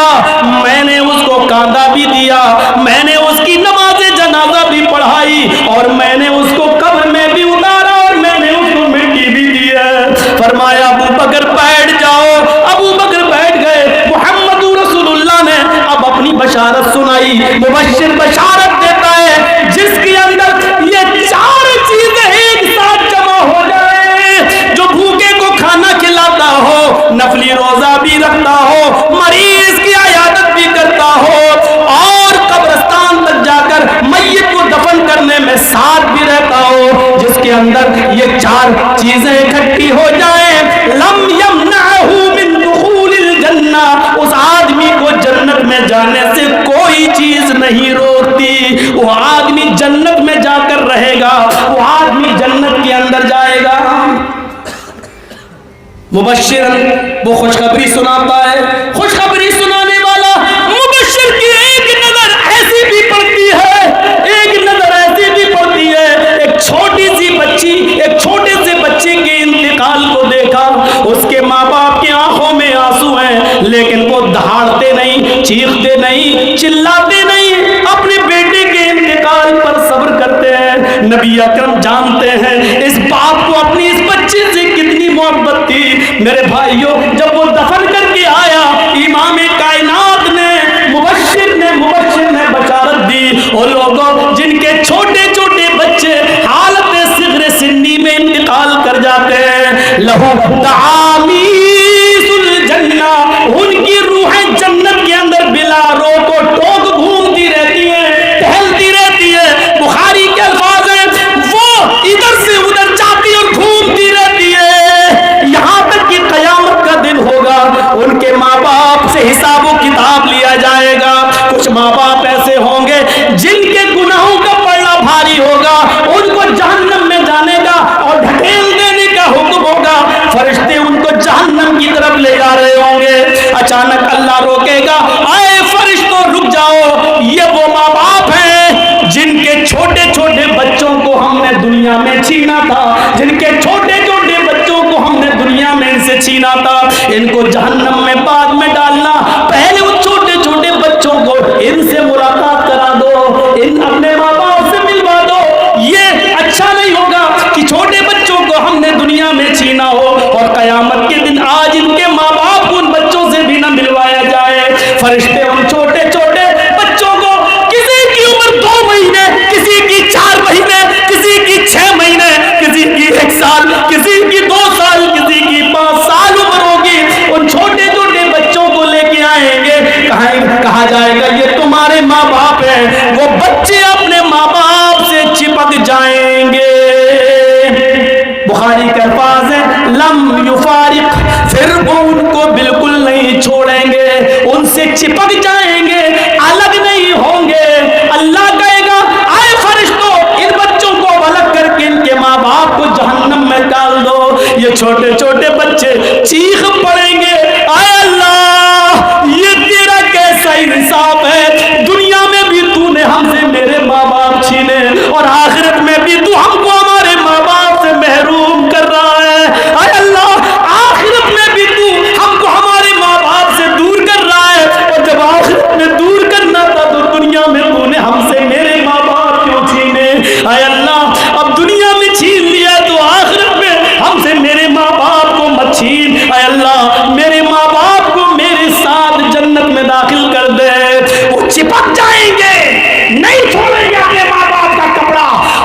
रहमत अल्लाह रब्बुल आलमीन की रहमत को जोश आएगा, कहेगा ए फरिश्तों मैंने मासूम बच्चों की दुआओं को कबूल कर लिया, इनकी आरज़ू और तमन्नाओं को मैंने कबूल कर लिया। जाओ आए बच्चों अपने माँ बाप की उंगली पकड़ो और इनको अपने साथ जन्नत के अंदर ले जाओ। जाओ, हमने तुमसे दुनिया में तुम्हारे माँ बाप छीने, तुम्हारे माँ बाप ने तुम्हारे इंतकाल पर सब्र किया, मैंने सब्र के बदले में जाओ तुम्हें जन्नत के अंदर दाखिल कर दिया, तो अपने माँ बाप को जन्नत के अंदर ले जाओ। मुबश्शिर इस बशारत के साथ उठता है, या अय्युहन नबी इन्ना अरसलनाका शाहिदन व मुबश्शिरन, इस तरीके से बशारत सुनाता है। कभी मुबश्शिर इस अंदाज से बशारत सुनाता है कि है कोई जो अल्लाह की राह में सदका और खैरात करे। एक सहाबी उठे, नाम है उस्मान गनी, कहा अल्लाह के नबी मैं 100 ऊंट देता हूं। आपने कहा लोगों उस्मान ने 100 दे दिए, कोई और है जो उस्मान के अलावा दे। कहा फिर उस्मान उठे 100 ऊंट और देता हूं। फरमाया उस्मान 200 दे चुके हैं। लोगों कोई और है जो उस्मान के अलावा 100 ऊंट और दे दे। तीसरी बार भी उस्मान उठे कि मैं 100 और देता हूं। अल्लाह के नबी कहते हैं उस्मान अब नहीं तुम 300 दे चुके हो, उस्मान के अलावा कोई और उठे। हर बार उस्मान उठते हैं, 7 मरतबा कहा और 7 मरतबा उस्मान गनी उठे। अल्लाह के नबी समझ गए अब बोझ लादना अच्छा नहीं, इनके अलावा कोई उठेगा ही नहीं। आपने वो 700 ऊंट कबूल कर लिए और उसी जगह पर खड़े होकर बशारत सुनाई। आए अबू बकर सुन लो, आए उमर सुन लो, आए अली सुन लो, आए इस मजमे में जमा होने वालों सुन लो। अभी अभी जिब्रील मेरे पास आए और उस्मान गनी के बारे में बहुत बड़ी बशारत देकर गए हैं। उस्मान आज तुमने इतनी बड़ी नेकी का काम किया है, इतनी बड़ी नेकी का काम किया है कि अल्लाह ने फरमाया कि मा ज़र्रा उस्मान, मा ज़र्रा उस्मान, मा ज़र्रा उस्मान, मा मिला बादल यौम कत्तु। आज के बाद अगर उस्मान एक भी नेक काम न करे फिर भी अल्लाह उसको जन्नत देकर रहेगा। मुबश्शिर इस बशारत के साथ उठता है। मेरे भाइयों छोटी से छोटी नेकी को ज़ाय नहीं होने देता है। मुबश्शिर बशारत देता है हमने आपको शाहिद गवाह बनाकर भेजा है। जब आपकी गवाही पर लोगों को एतबार हुआ और आपके कहने पर जब अमले सवाले करना शुरू कर दिया तो फिर हमने आपको खुशखबरी, ऐसा कैसे, वो आपकी गवाही पर ईमान तो ले आए, जन्नत जहन्नम को तस्लीम तो कर लें और फिर आपके कहने पर अमल शुरू करें और फिर हम उनको उनके अमल के नतीजे में कुछ न दें। ऐसा कैसे हो सकता है? हमने आपको बशारत देने वाला बनाकर भेजा। बशारत कभी इस अंदाज से दी जाती है आखिरी सांसें चल रही है, होठों में हरकत बंद होने वाली है। फातिमा के लिए रोजाना उठ जाते हैं, आज बिस्तर से उठने की ताकत नहीं है। हजरत फातिमा नबी अकरम के पास आती हैं। उस वक्त आपका हाल ये था, पानी के बर्तन में आप प्याले में हाथ डालते जाते। पढ़ो बुखारी किताबो मर्ज़िन नबी सल्लल्लाहु अलैहि वसल्लम बार बार पानी में हाथ डालते जाते, अपने जिस्म पर मलते जाते और कहते जाते इन्ना लिल मौति सकरात, इन्ना लिल मौति सकरात, इन्ना लिल मौति सकरात। यहाँ मौत का तर्जुमा क्या किया जाए मेरे प्यारे साथियों?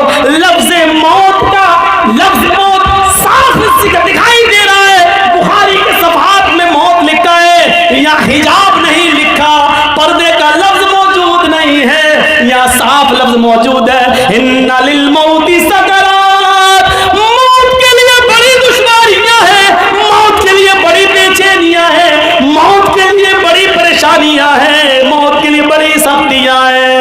हजरत फातिमा जब ये सुनती है तो कहती है आबता वाह, आबता वाह कर बाबता, हाय मेरे अब्बू की तकलीफ। अपने अब्बू की तकलीफ को देखा, फातिमा की जबान से जुमला निकला, फौरन सीने से लगाया और उनके कान में जुमला फरमाया फातिमा तुम्हें गम करने की जरूरत नहीं है, तुम्हारे बाप को आज के बाद कभी इतनी तकलीफ नहीं होगी।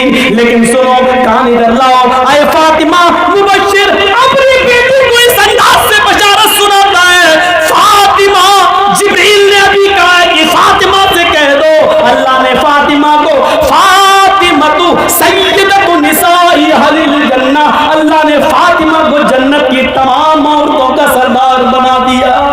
میرے بھائیوں اس انداز سے مبشر بشارت دیتا ہے. میرے بھائیوں کہاں لے جاؤ گے مبشر کی وہ بشارتیں؟ دو چیزیں، شاہد اور مبشر.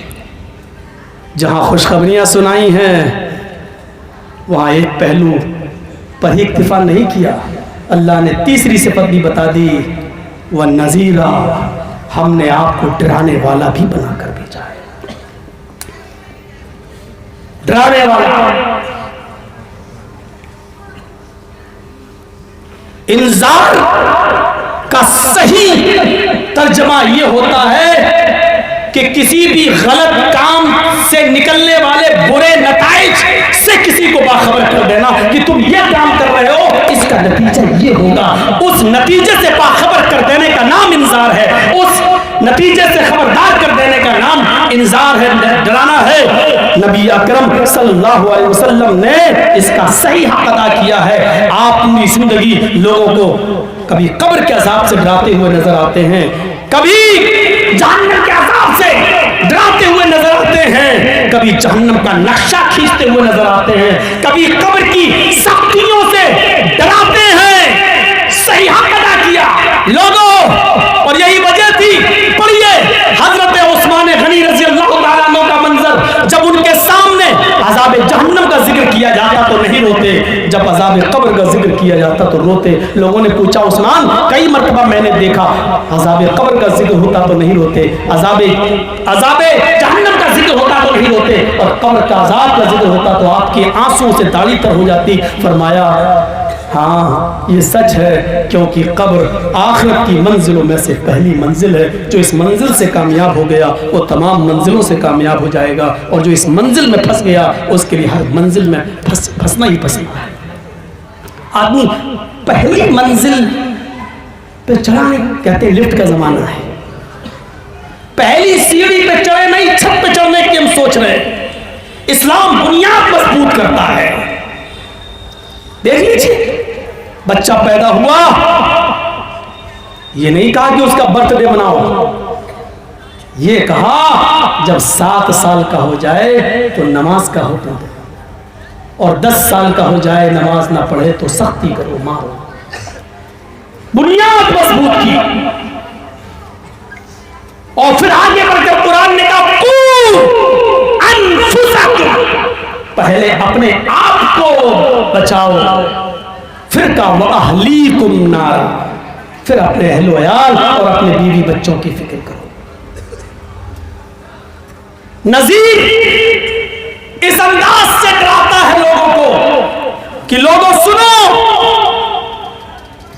جہنم کو جب 1000 سال تک جلایا گیا تو وہ جہنم سفید ہو گئی، پھر 1000 سال تک جلایا گیا تو وہ جہنم سرخ ہو گئی، پھر 1000 سال تک جلایا گیا تو وہ جہنم سیاہ ہو گئی، اور آج بھی سیاہ ہے، آج بھی کالی ہے. اور ایسی ہے وہ جہنم کہ سوئی کے سوراخ کے برابر بھی اگر اس میں سے کوئی جگہ کھول دی جائے، سوئی کے سوراخ کے برابر بھی اگر اس میں کوئی سانس کر دی جائے تو اس سے جو آگ نکلے گی، اس سے جو گرمی نکلے گی، اس گرمی سے جل کر ساری دنیا کب تباہ و برباد ہو جائے، ساری دنیا کب جل کر راکھ ہو جائے یہ پتہ ہی نہیں چلے گا.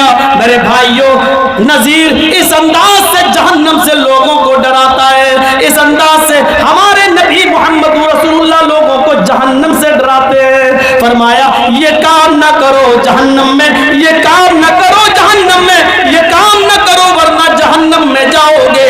اس انداز کو ذرا دیکھیے میرے بھائیوں، پڑھیے مختلف آیات جہنم، ان پر نظر ڈالیے اور دیکھیے کہ جہنم کی کس طریقے سے خوفناکی اور جہنم کی کس طریقے سے جاسوس تپش سے روکا ہے جناب محمد قرآن کی آیتوں میں، اور محمد رسول اللہ نے کیسا نقشہ کھینچا ہے. پڑھیے آپ حدیثوں کو، دیکھیے بخاری وغیرہ کے صفحات، ترمذی وغیرہ کے صفحات، مسلم وغیرہ کے صفحات. کبھی آپ فرماتے یوتا بھی جہنم یومئذ لہا 70,000 زمام، جہنم کو اس کھینچ کر لایا جائے گا اس حال میں کہ اس کی 70,000 لگامیں ہوں گی.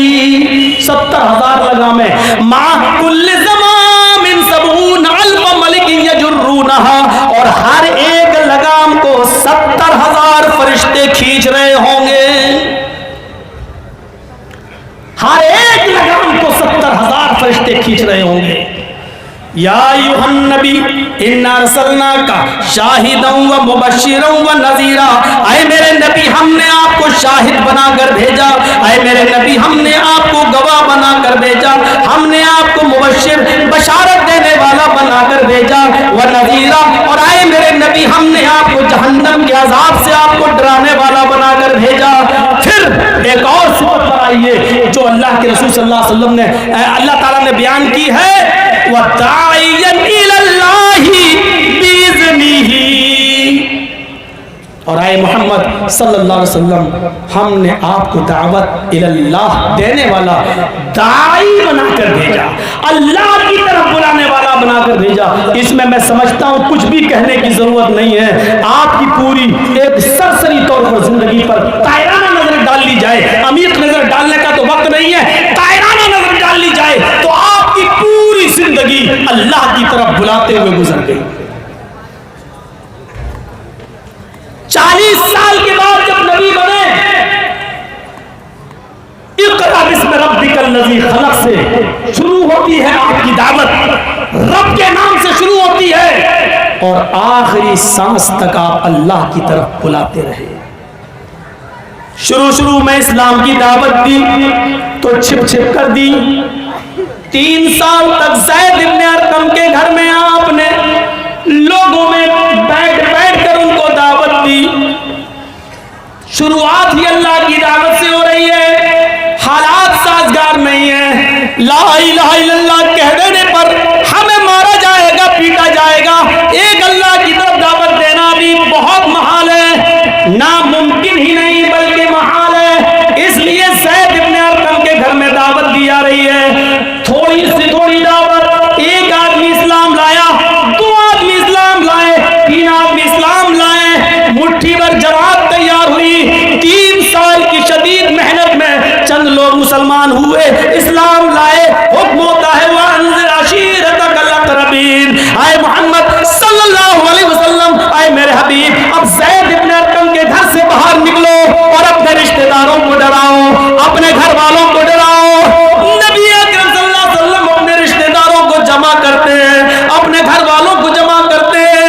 اب زید ابن ارقم کے گھر سے یہ دعوت نکل گئی ہے، اب رشتہ داروں میں آئی ہے، رشتہ داروں کو کھل کر دعوت دیتے ہیں، یا قاب ابن لوئی انقذوا انفسکم من النار، یا مرۃ ابن قاب انقذوا انفسکم من النار، یا بنی عبد مناف انقذوا انفسکم من النار، یا بنی عبد شمس انقذوا انفسکم من النار، یا بنی عبد المطلب انقذوا انفسکم من النار، اے بنی عبد مناف اپنے آپ کو جہنم سے بچاؤ، اے بنی عبد شمس کے لوگوں اپنے آپ کو جہنم سے بچاؤ، اے بنو عبد المطلب کے لوگوں اپنے آپ کو جہنم سے بچاؤ، اے قاب ابن لوئی اور مرہ ابن قاب کے خاندان والوں اپنے آپ کو جہنم سے بچاؤ۔ ایک ایک قبیلے کو، ایک ایک گھر والے کو، ایک ایک رشتہ دار کو اللہ کی طرف دعوت دی جا رہی ہے، اور اسی رشتہ داروں میں آپ نے اپنی پھوپھی صفیہ کو بھی نہیں چھوڑا، یا صفیہ بنت عبد المطلب، یا صفیہ بنت عبد المطلب انقذی نفسک من النار، اے میری پھوپھی، اے عبد المطلب کی بیٹی صفیہ تو بھی اپنے آپ کو جہنم سے بچا۔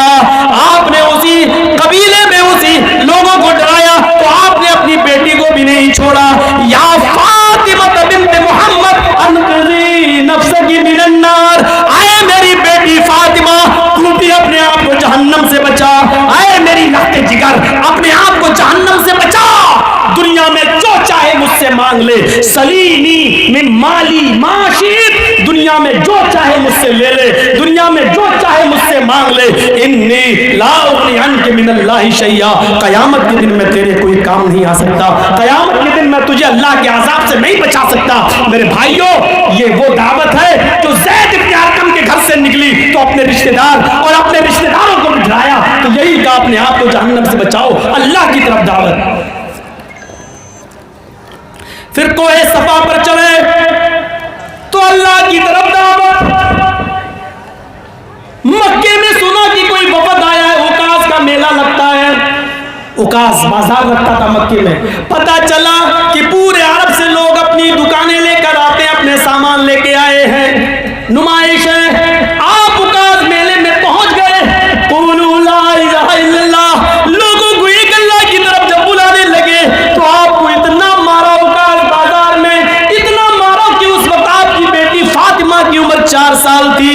आप बेहोश होकर बाजार में उकास मेले में गिरे हुए हैं। आप उकास मेले में आपकी पेशानी से खून निकल रहा है, आप बेहोश पड़े हुए हैं। किसी ने फातिमा से कहा 4 साल की बच्ची से कि तेरे पापा को मक्के में लोगों ने इतना मारा उकास बाजार में कि वो बेहोश गिरे।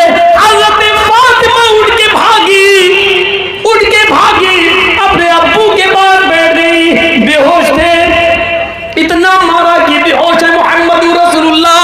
हज़रत फातिमा ने अपने सर से आंचल उतारा, ओढ़नी उतारी और अपने अब्बू की पेशानी से खून को साफ कर रही है। मेरी माओ, मेरी बहनों, अगर मेरी आवाज तुम्हारे कानों तक जा रही है तो जरा इस जुमले पर गौर करो। अभी पर्दा फर्ज नहीं हुआ है और 4 साल की बच्ची अपने सर से अपनी ओढ़नी उतार रही है। इस 4 साल की बच्ची, अभी पर्दा फर्ज नहीं हुआ है और 4 साल की बच्ची अपने सर की ओढ़नी से अपने बाप के खून को साफ कर रही है। मेरी बहनों, आज तुम्हारी उम्र 20 साल की हो गई है, 22 साल की हो गई है, तुम बीएससी कर रही हो, तुम आईएएस की तैयारी कर रही हो, तुम इंटर कॉलेजों में और बीए कॉलेजों में पढ़ने जा रही हो, लेकिन 22-24 साल की उम्र के बावजूद आज तुम्हारे सरों पर दुपट्टे नहीं है, तुम्हारे गलों से भी दुपट्टे हट गए हैं, तुम्हारे बाल खुले हुए हैं, तुम्हारे लिबास बदल गए हैं। मेरी बहनों, ये 4 साल की बेटी फातिमा का थप्पड़, अभी उसका असर तुम्हें नहीं हो रहा है, कब्र में जाने के बाद उस थप्पड़ का असर तुम्हें पता चलेगा। मेरी बहनों, इस 4 साल की बच्ची से सीखो, जबकि पर्दा भी फर्ज नहीं हुआ है। इस 4 साल की बच्ची ने अपनी ओढ़नी उतारी और अपने बाप के खून को साफ किया, रोती जा रही है, आंखों से आंसू गिरा। एक गरम गरम आंसू मोहम्मद रसूलुल्लाह के चेहरे पर गिर गया, आपके गाल पर गिर गया। आपने आंखें खोल ली, इस आंसू ने आप हयात का काम किया। फातिमा की आंख से गिरने वाला आंसू जैसी नबी के चेहरे पर गिरा, आपकी आंखें खुल गई। आप अपनी बेटी को देखते हैं, उस वक्त बेटी के मुंह से ये जुमले निकल रहे थे, आए मक्के वालों, तुमने मेरे उस बाबा को मारा है जिसने आज तक जिंदगी में कभी झूठ नहीं बोला, तुमने मेरे उस बाबा को मारा है जिसने आज तक किसी की अमानत में खयानत नहीं की, तुमने मेरे उस बाबा को मारा है जिसने आज तक तुमको कोई तकलीफ नहीं दी। वो सिर्फ इतना कहता है, एक अल्लाह की इबादत करो। आज इतनी सी गलती पर तुमने मेरे बाप को इतना मारा कि वो बेहोश है। अल्लाह के नबी की आंखें खुल चुकी है। आपने बेटी फातिमा के आंसू देखे तो उसको पोंछा और फरमाया, वो कौम कभी फला नहीं पा सकती है जिसने मेरी बेटी के आंखों में आंसू लाई, जो मेरी बेटी को रुलाती है, वो कौम कैसे तरक्की करेगी। मुझे मारो पीटो, मुझे तकलीफ नहीं है, लेकिन आज मुझे तकलीफ इसलिए हुई है, क्या है मक्के वालों, तुम्हारी वजह से आज मेरी बेटी की आंखों में आंसू आ गए। जिसने फातिमा को सताया उसने मोहम्मद को सताया, जिसने फातिमा को रुलाया उसने मोहम्मद रसूलुल्लाह को रुलाया। मेरे भाइयों, मक्के का सालाना मेला उकास बाजार, लेकिन दावत इल्लाह, मार खा रहे तो दावत इल्लाह। वो ताइफ की बस्ती है, और वहां जो छिछोरे लड़के पहले पहाड़ी के ऊपर चढ़े हुए हैं, आपने वहां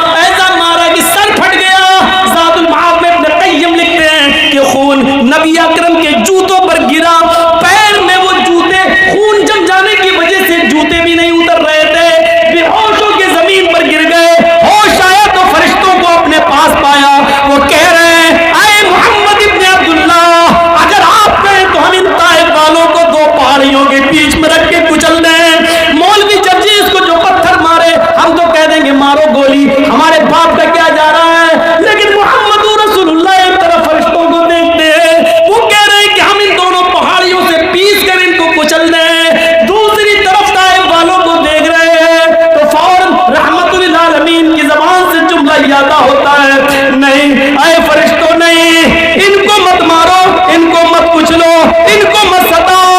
ये आज ईमान नहीं लाएंगे तो क्या हुआ? इनकी पुश्तों में छिपी हुई ज़ुर्रियत आदम, इनकी पुश्तों में छुपी हुई नस्लें मेरे ऊपर जरूर ईमान लाएंगी। इनके नुत्फे से पैदा होने वाली औलादें मेरे ऊपर जरूर ईमान लाएंगी। फरिश्तों ने इसरार किया, अल्लाह के नबी एक बार और गौर कर लीजिए। आपने कहा गौर क्या करना है? अल्लाहुम्मा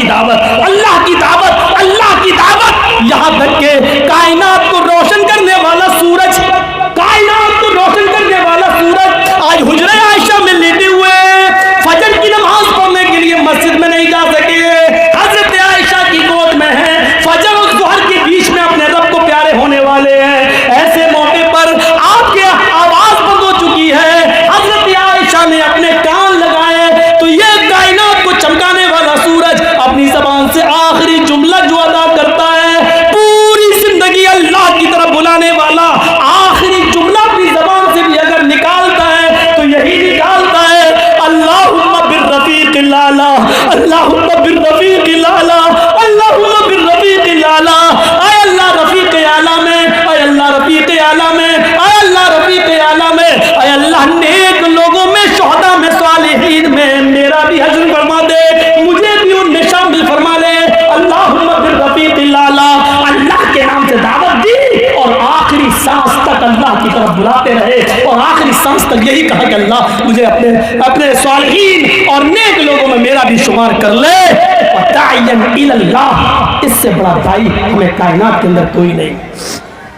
میرے پیارے ساتھیوں ماننا پڑے، اور آخری چیز وَسِرَاجًا مُنِيرًا، اے محمد صلی اللہ علیہ وسلم ہم نے آپ کو روشن سورج بنا کر بھیجا، کتنی مماثلت، یہ سورج جو آسمان پر چمکتا ہے، یہ آفتاب عالم، اس کی چمک دیکھو، سراج منیر محمد رسول اللہ کی چمک دیکھو، آفتاب عالم جب چمکتا ہے تو اندھیرا دور ہو جاتا ہے، سراج منیر نے اپنی چمک سے جہالت کے اندھیرے کو دور کر دیا، آفتاب عالم جب چمکتا ہے تو رات کی تاریکی ختم ہو جاتی ہے، سراج منیر جب چمکا تو اس نے گناہوں کی تاریکی کو ختم کر دیا۔ فرق اتنا ہے، آفتاب عالم صرف دن میں چمکتا ہے، رات میں نہیں، سراج منیر کی چمک رات میں بھی رہتی ہے اور دن میں بھی رہتی ہے۔ فرق صرف اتنا ہے، آفتاب عالم جب آسمان پر چمکتا ہے تو ستارے غائب ہو جاتے ہیں، ستارے ہٹ جاتے ہیں، سراج منیر جب چمکا تو دوسرے رسولوں کی شریعتیں بھی اسی طرح منسوخ ہو گئی، دوسرے نبیوں کی شریعتیں ستارہ تھی، محمد رسول اللہ کی شریعت سورج تھی، جب سورج نکلا تو آسمان کے ستارے غائب، جب سراج منیر آیا تو دوسرے رسولوں کی دعوت ختم۔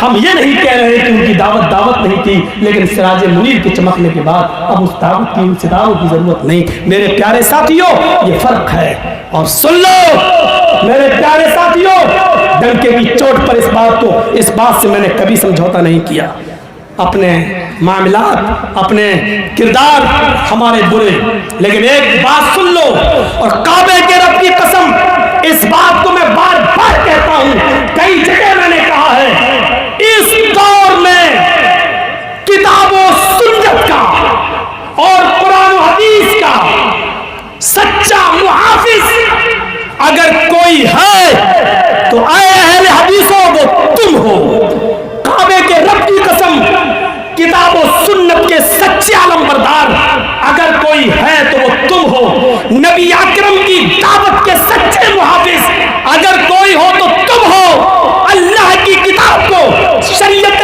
محمد کو اپنی اصلی شکل میں اگر کسی نے باقی رکھا ہے تو اہل حدیثوں وہ تم ہو۔ سارے لوگوں نے معانزش ملاوٹ شروع کر دی، کسی کے ہاں پیروں کی ملاوٹ، کسی کے ہاں فقیروں کی ملاوٹ، کسی کے ہاں اماموں کی ملاوٹ، کسی کے ہاں محدثوں کی ملاوٹ۔ اگر فقیروں، اماموں، محدثوں، پیروں اور ولیوں کی ملاوٹ سے رب کا دیا ہوا سچا اسلام، شریعت محمدی کا سچا پاسدار اور خالص اسلام اگر کسی کے پاس ہے تو اے اہل حدیثوں تمہارے پاس ہے، تم اس کی حفاظت کرو، تم اس کی رکھوالی کرو، انشاءاللہ قیامت کی صبح تک کوئی تمہارے तुम्हारा कुछ नहीं बिगाड़ सकता। ला तज़ालु ताइफ़तुम मिन उम्मती अलल हक़ मंसूरीन, एक गिरोह हमेशा हक पर रहेगा। ला यज़ुर्रुहुम मन खालफहुम, कोई भी मुखालिफ क़यामत की सुबह तक उनका कोई कुछ नहीं कर सकता। ये चंद बुनियादी बातें हमने आपके सामने रखी हैं। कल मेरा प्रोग्राम किशनगंज, यहाँ से मुझे भागते हुए जाना है पटना, पटना से फ्लाइट पकड़ के कलकत्ता, कलकत्ता से दूसरी फ्लाइट पकड़ के हमें बागडोरा, फिर बागडोरा से किशनगंज। इस पोजीशन में हम आए हैं आपके पास। अल्लाह से दुआ है कि बारे इलाह नबी अकरम के पांचों औसाफ हमीदा से हमें इबरत हासिल करने की तौफीक अता फरमा। जब तक जिंदा रहे इस्लाम को जिंदा रखना, जब खात्मा हो तो ईमान पर